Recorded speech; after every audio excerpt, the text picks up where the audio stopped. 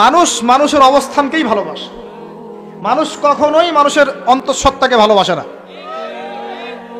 অবস্থান আপনার ভালো, আপনার পিছনে মানুষের অভাব থাকবে না।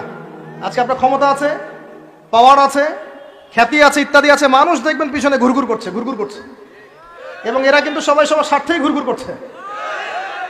এর বাইরে আল্লাহ পাক কিছু মানুষের মনে আল্লাহর পক্ষ থেকে মহব্বত দেন, এটা আলাদা বিষয়।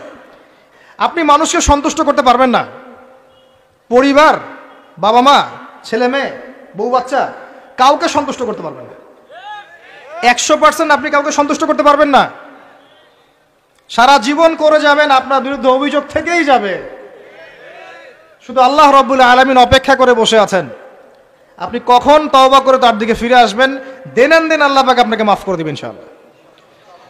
আল্লাহ পাক বলেছেন, শুনেন, ইল্লা মান তাবা, যে অনেক গুনাহ করেছে, শিরক করেছে, জিনা করেছে, মদ খেয়েছে, বেদাত করেছে, হারাম খেয়েছে, আল্লাহ পাকের অবাধ্য হয়েছে, নামাজ পড়ে নাই, যাকাত দেয় না, ইত্যাদি ইত্যাদি অনেক অন্যায় করেছে, একদিন তওবা করে ফিরে এসেছে। আল্লাহ পাক বলছেন ইল্লা মান তাবা, যে ব্যক্তি তওবা করে ফিরে আসলো, ওয়া আমানা, এবং ঈমান নিয়ে আসলো, ওয়া আমিলা আমালান সালিহান, এবং এখন থেকে সতামল করা শুরু করলো, হোক সে নারী বা পুরুষ, যে কেউ, যে কোনো বয়সের, যে কোনো বর্ণের, যে কোনো ভাষার, যে কোনো দেশের, এগুলো কিচ্ছু যায় আসে না আল্লাহ পাকের। ইন্নাল্লাহা লা ইয়ানজুরু ইলা আজসামিকুম ওয়ালা ইলা সুওয়ারিকুম ওয়ালাকিন ইয়ানজুরু ইলা কুলুবিকুম ওয়া আমালিকুম।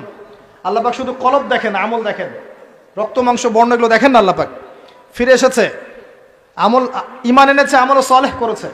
আল্লাহ পাক বলছে উলাইকা, এরাই তারা, ইউবাদদিলুল্লাহু সাইয়্যাতিহিম হাসানাত, এরাই সেই ব্যক্তি যাদের সমস্ত গুনাহকে আমি আল্লাহ নেকি দিয়ে পরিবর্তন করে দেব ইনশাআল্লাহ। আল্লাহ অপেক্ষা করছেন আপনার জন্য। আপনার কাছে আসার গল্পটা হোক আল্লাহর কাছে আসার গল্প।